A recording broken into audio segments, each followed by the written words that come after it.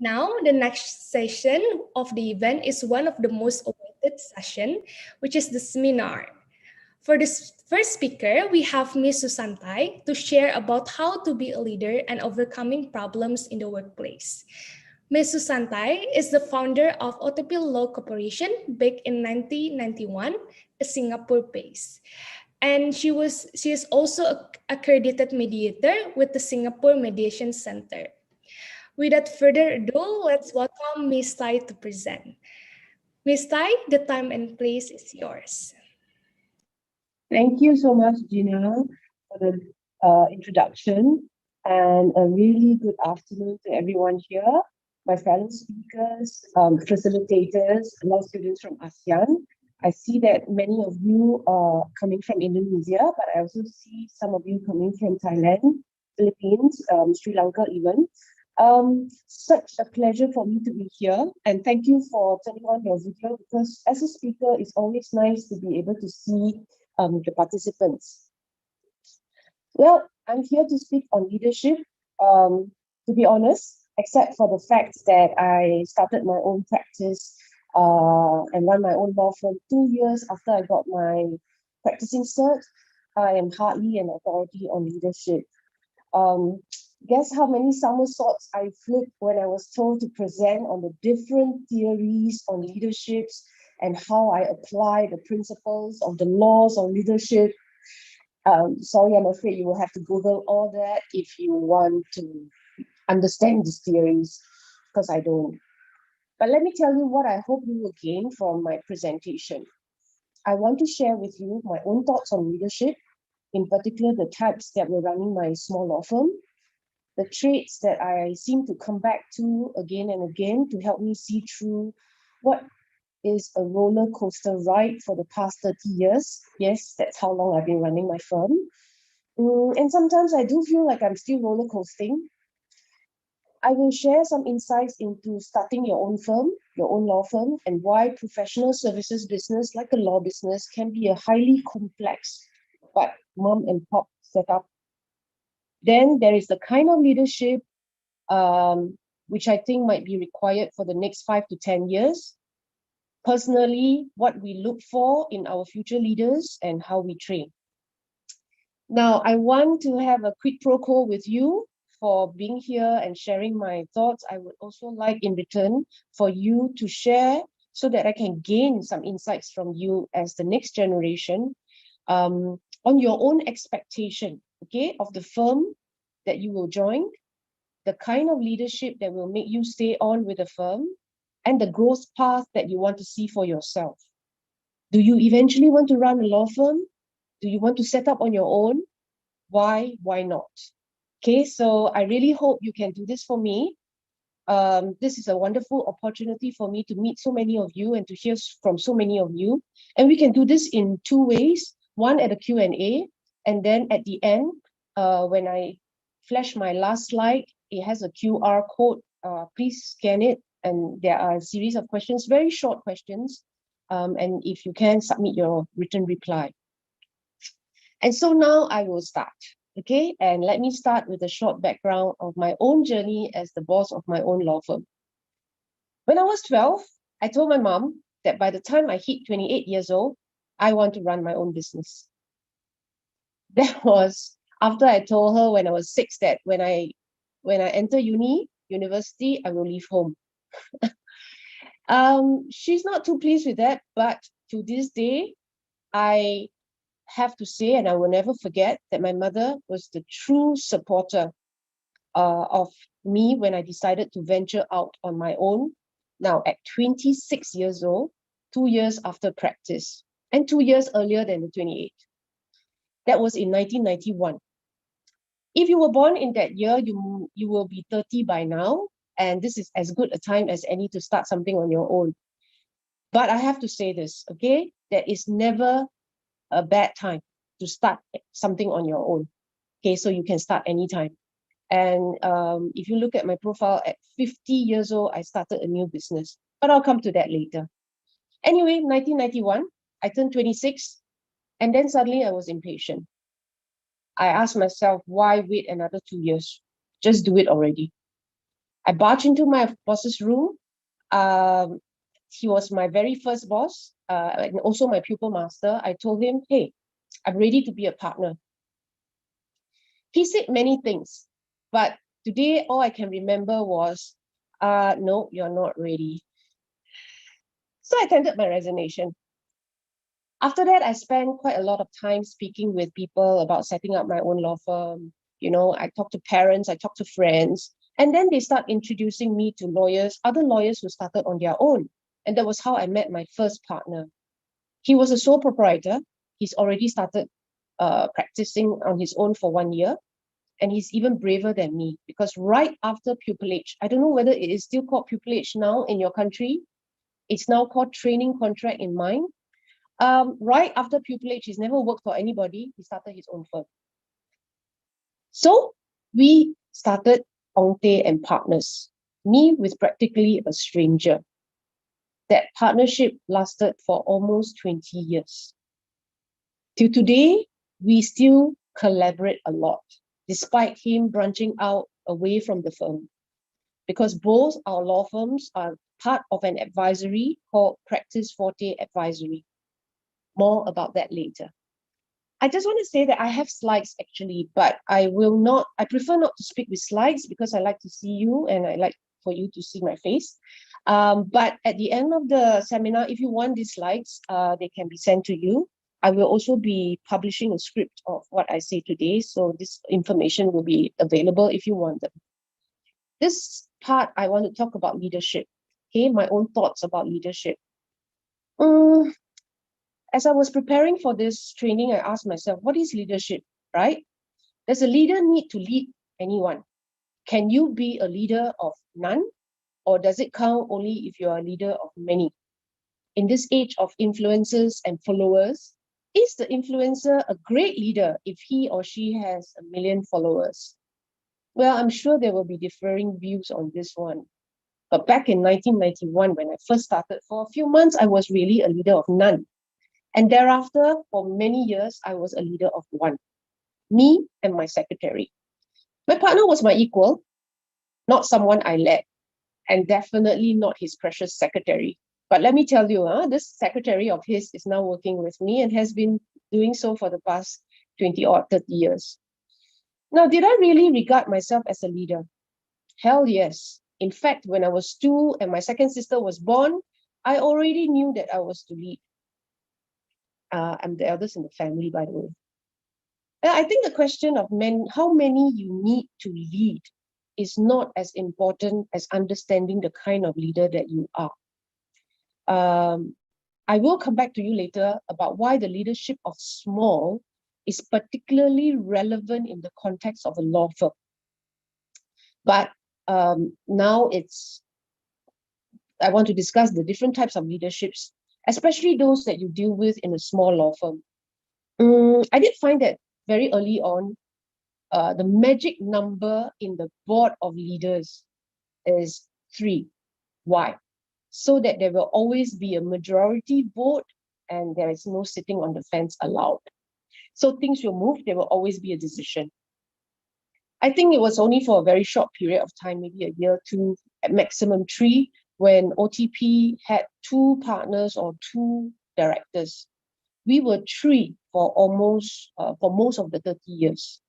And in those 30 years of running the firm, I was partner or co-director with maybe 3 others. As you can see, the team of leaders lasted a very long time.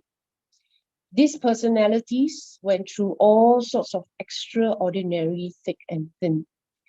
We, however, overcome them, remain first very, very firm friends and great partners, even the one who left. These are the people I can count on to help me out in any situations relating to practice. And as the saying goes, they have my back. And I don't ever take this for granted. Anyway, what are our types? So let me pigeonhole for ease of reference. 3 of us currently at OTP Law Corp, we are the following 3 types. We have the visionary, we have the executioner, and then we have the encyclopedia. This is a beautiful combo for us. So we have a visionary who can see into the future, detect trends, spot weaknesses. She's wise and crazy. She's imaginative yet careful. And she calls herself the director of coffee. Now, nobody else I know in the law firm, in the Singapore law firm, has a director of coffee as a managing director. And then we have the encyclopedia who knows it all. He is also the most senior of us. Actually, he comes from the same cohort as our director of coffee. So he is very clever. He does not suffer fools, was an ASEAN scholar. He is stern yet soft, and everybody's go-to when they need to find an answer. Now, this is especially important for a law firm as it is an essential quality of a highly skilled and effective lawyer. And then we have me, the doer and the executioner. I can't stand inaction. I can't stand indecisiveness. I don't sit on the fence unless maybe I'm not so interested. I definitely tolerate failures. And my personal belief is always better to do and fail than to never do at all. So I am also impatient, aggressive, a bit of a go-getter, but I'm mellowing with age. Qualities of a leader. Can everybody do me a favor? Just for a split second, just write down in the chat what you think is an important quality of a leader. Just a quick one so that I can have a look at what you think are important qualities. Can you do that? Just quickly. Anybody?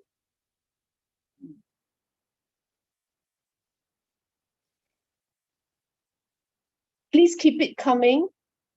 I'm very, very interested. I will take a picture as well. Very good. Yeah. Excellent. As you can see from the responses, thank you everyone. I am expecting 75 response. Since there are 75 of you here now, you will see that a great leader should possess many, many great traits.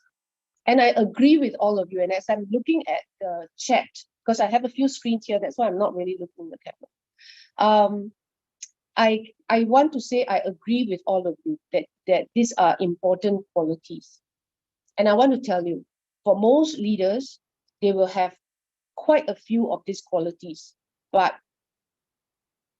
these traits surfaces at various points.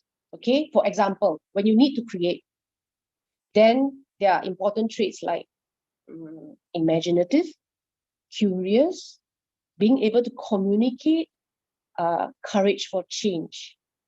And then maybe when you want to manage a team, you will again need to be an effective communicator. Somebody say compassionate. I totally agree. Empathetic, firm, but fair, right? Then there are the toughest times of all right? Situations where you need to overcome failures, doubts, naysayers. And despite all the great partners, you will feel sometimes utterly alone. For me, these are the traits I come back to again and again to help me overcome some of the darkest time. Okay? They are confidence and self-belief, because there will be a lot of people telling you, it won't work, it will sure fail, and this and that. Okay? There is decisiveness. Once you believe in yourself, you make a decision, stick with it, stay focused. Perseverance. Okay, this is a very important quality, because sometimes it is all about hunkering down and going at it, working. Very, very important for me is optimism. Always believe there is a light at the end of the tunnel. For me, many times, no decision is often the worst decision of all. As a leader, people look to you to guide, move them, convince them. Okay, so don't sit on the fence. At least that's what I think. Perseverance. How did I learn with perseverance? There's always the light at the end of the tunnel. Let me tell you, and because you're here, I will share something that I don't usually share, because it's not something that is so glorifying about my firm. When we first started running the firm at 26 years old, we know nuts about financial management. Okay? And for more than 18 years, our bank account was in negative. Mind you, it was not that the firm was not profitable. We were but we allowed the clients to owe us, and then we didn't know how to tell them, please pay up. That got us in trouble, of course. But we hunkered down, kept working, and then we hired a good accountant who made us travel all the way to a client's office to collect our payment. If you don't remember anything about financial management today, let me just tell you what he told us that I never forget. Okay? If the fee is $100, you can tell the client, okay, you can post the check to us. If it is $1,000 or 4 figures, you send someone to go and collect the check. And if it is 5 figures, then the lawyer go down personally to collect. Okay. Anyway, this is of course something unthinkable for us. Like, oh, I'm a lawyer. How can I go down and collect money like a, money lender? But you know what? It's really a basic for all kinds of businesses, right? And we did that. With that, bank account was never in a negative anymore, despite the fact that it was 18 years. Okay. And today we have more than 6 months reserves worth in the account at any time. So we're very proud. And I was going to tell you that no one person can possess all these qualities, all the important qualities that you listed down. But what a good leader must recognize is that because some of these strengths are quite absent in yourself, then you must find that fit with the others who possess the strengths that you don't have. I think I'm an executioner and a doer, all right? I spend a lot of my time doing things. To be honest, I think I don't think enough. So I don't call myself a visionary. I team up with a visionary and we get very, very far. Okay, because she is who she is, I am who I am, right? I execute her vision. And then we have Mr. Knowledge, Mr. Know-it-all, right? Who's always there to lend a lot of credibility to the firm and to find answers for us. And on top of that, of course, I don't possess some of the qualities I have now. So even as you didn't come packaged a certain way, know that some days you can acquire these qualities. Example for me, patience, empathy. I was a very arrogant young boss, all right? My staff left me. But I think with years of learning, both from the people whom I work with and people who work for us, okay, I have learned it from experience and acquire these qualities from wisdom. And like many young people, I was often unsure when I first started practice. The wonderful thing about wisdom is that eventually you will, and anybody who wants it will acquire it. If you have the humility to always want to learn, the curiosity and courage to always want to try, wisdom will be there for you to acquire. Can I trouble someone to just share screen a bit on the 4th slide? I think it's Nasha, is it? Yes, Miss Susan. So this is already on the Okay, 4th thank slide. you. Yeah. Thank you. Okay. Yeah. This is the slide about starting your own firm. I want to actually, if I have time, I know my whole presentation might run over time, but I wanted to leave a big part of this to the Q&A and answer very specific questions. If you are thinking of starting your own firm, because you are here on a leadership presentation, so I'm sure a lot of you are already thinking or are leaders in your own right, then ask me specific questions. But at this segment, I want to just address briefly some of the standard questions people have when they're starting their own firm. Okay, but I want to talk a bit more about it in the Singapore context because this is where I am, so I only know the rules here. Okay, I'm not sure how many of you understand business and when you start a business, what are the considerations you should want to think about. But many times you start with barriers to entry. Okay, what are barriers to entry? I think they are like bars for there to see whether a business is easy to get in or to start or not. And I can tell you for law, it is very, very hard. For one, you need to be a practicing lawyer in Singapore to own a law firm. In 2015, the laws in Singapore changed a bit to allow a long-term employee to own shares in the firm, but not a majority stake. In fact, not a very big stake. So as a business, you're not like a hospital, okay? Doctors, they can be run by completely non-doctors. They have money pumped in. They have a listed company manage the whole outfit, not a law firm, at least not in Singapore. So many firms, law firms are not allowed to list. I remember I started my firm after 2 PQE, and of course my partner, my gung-ho partner, then partner, no PQE. Okay, you know what is PQE? It's actually the years in practice, okay? In Singapore, it is not possible now. You need to have been in practice for 3 years, and after that, you need to take an accredited management course. You need minimum indemnity insurance, okay? And you need to fulfill a lot of regulations, even down to, can you share space? By the way, I'm in the co-share space. Can you use this name? Not so easy. All right, you still need an approval, the approval from the authorities. So very, very high entry barrier. It is a nightmare of a business, if you ask me, right? That does not seem to allow for conventional growth with funding from external sources. Okay, and that is just about starting the business. What about when you're already, okay, you decided, I'm going to start. Never mind, I start small, all right? One lawyer. But suddenly, right, things that an employee does not have to be concerned with is now your problem. What? Expenses. I mean, you don't have employee, but you still may have space, right? Revenue. How do you get your work? Management of the office. Okay, you say no staff. Then who's answering the phone calls? All the emails, all the queries, all the angry feedback. When can I expect payment? Who's going to do that? Maybe I should come down and collect it. Do you have time to do that?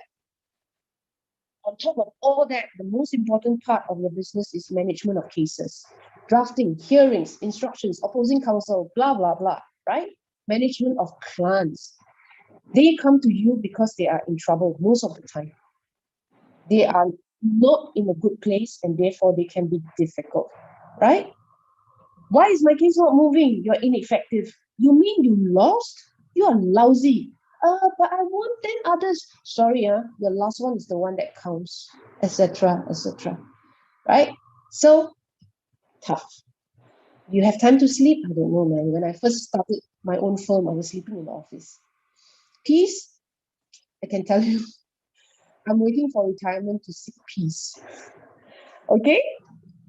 So the big question, why? Why in the world for? Why do we want to start our own law firm? Alas, I can only speak for myself. I did it because when I was 12 years old, I told my mother I would.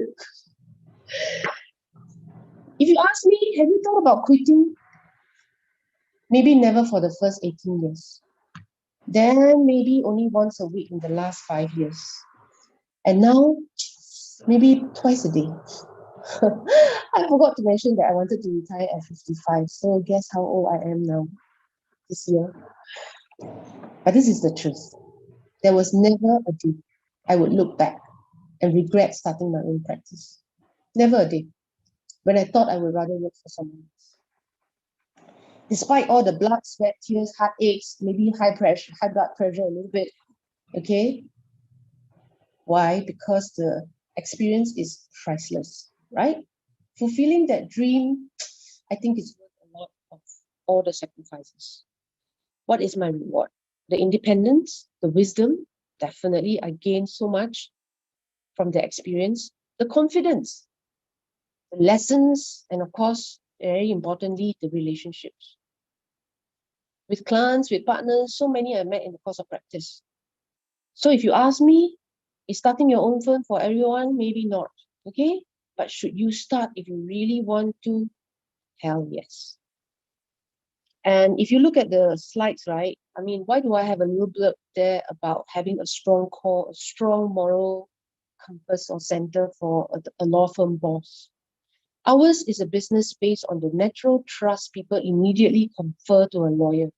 Perhaps that's why, the horror stories. I don't know whether in your country it happens. In my country, it seems to happen a lot.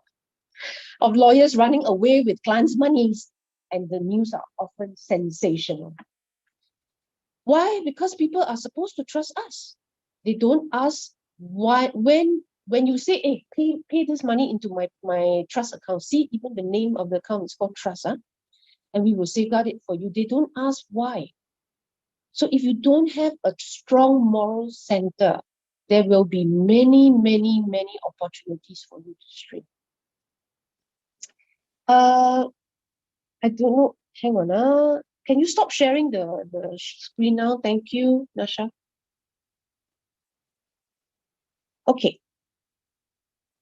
The next segment I want to just briefly touch on is to talk about law firm as a complex business model. Okay. It is a complex business model because of, like I said, the high barriers, and then all the legislation, all the restrictions imposed. Okay, half my frustrations, to be honest, is in the running of my firm, all these restrictions, right? Cannot have other people own this, you cannot do that, you cannot market, you cannot advertise, and you cannot share fees, stuff like this, okay? Some of these restrictions I find very anachronistic in this day and age. We are therefore a lot less competitive. Look at the accountants and look at the big accounting firms and how they are actually eating into the business of law. They've become so powerful because they don't have so many restrictions. And they can, in Singapore at least, they can easily swallow the biggest law firm and maybe a few more, right? So, advertisements frowned upon, price competition frowned upon, even efficiency is frowned upon, right? What happens? Many law firms are run like mom and pop shops. Don't have vision for the future, except to retire and then you close the firm when you do. And few definitely believe that there is any value in the law business when the rainmaker retires. It's also complicated by your own perception of the business of law. After all, we all regarded it as an honorable profession. I don't want to say it as if I'm demeaning it. I'm saying it because actually I do believe it. That it's a calling, kind of like a priesthood or a monkhood, right? It's not about making money, you tell yourself. It's about service, access to justice. I remember vividly how by the way, I still flinch if someone say, oh, she's a business person, she's not really a lawyer. Hello, Nicole. Sorry to cut you off, but your session Has overrun. up, yeah. Okay. Then it's okay. I actually am only halfway through, but I think I can imagine that you will want to move on. Can I just conclude? Yes, sure. Okay. I will just conclude. I want to talk about, just as a conclusion and very quickly, about leaders of the future and then what we look for and how we train. Okay. Essentially, they are no different. It's just that it's necessary because renewal is necessary. Training, the only way I feel is most effective is mentoring, and we mentor by sharing and then by guiding, and over this 30 years, at the end of the day, this is what I learned: with the right mentoring and the right attitude, everyone can succeed. But yet, even as you succeed, it doesn't mean that you will not fail again. And as long as your center is strong, moral compass is working in the right direction, then you have the foundation to be a great leader. Okay? Everything else you learn on the job. All right. Can I trouble Nisha to just flash the last slide? And Yes. can I just please request for everybody to scan it and help me by replying those questions? You don't have to reply all if you don't want. Just reply to some of them. You have my email address there. And if you need any kind of mentoring throughout your journey or just somebody to talk to, you can always email me. I'm open to you. I'm always looking for young lawyers who might have some programs that they want to work with us at PracticeForte. So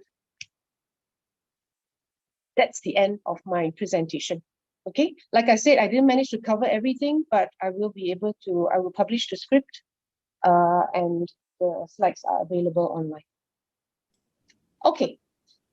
Okay, thank you so much, Ms. Tay, for the very insightful presentation. Next, we will have Mr. Atul Gona to share about how